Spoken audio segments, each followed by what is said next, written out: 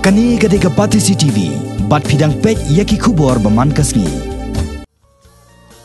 Hawa phai sa kelampong yakop lekai football, jongka under 18 Shillong Premier League, kabala pelong Hamadan third ground Pulau Shillong. Ka Jingïakhun hanin kasni ka khatlai tadi ujileu, kalalong hapadeng ka Langsning Football Club, bat ka Rangdajied Football Club. Bat kini ka Jingïakhun hapadeng kini ki arkan hon, kalakot no hapadeng ka Jingïakhun, bat hap banyasam Marshi Point. Hakani ka Jingïakhun baro artli ki kan hon, kilai kun tenge, nado basdang ka Jingïakhun. Henry Kim Shem Lala berpengki ya kejar. Dari tak ada kelamin jangka minit ke bahan ripun riau. Bakal Langsning Football Club kelayak bentep si gol. Lengba uarki dalang mertong. Hadin kini ke Jingïakhun kelab tengbiang.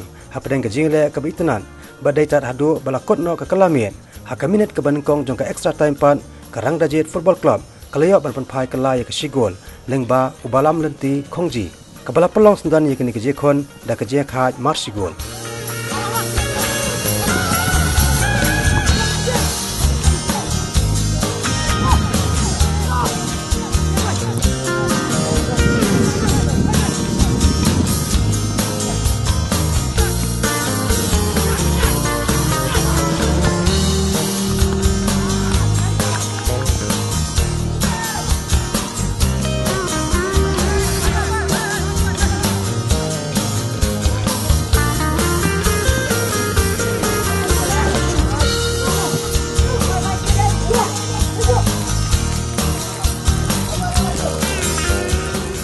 Haba phai pat se ka Jingïakhun ka balalong hne ka sngi ka khatsau trek ujiliu ka jile kai ka lalong hapadeng ka kanhon Saumer Sports Club ka bala penram no ya ka Malki Sports Club da lai gol la not na ka banta ka kanhon Saumer Sports Club ya ki gol la tham do ban kershan el moplang urap borlang marwen bat ujasterwel tham.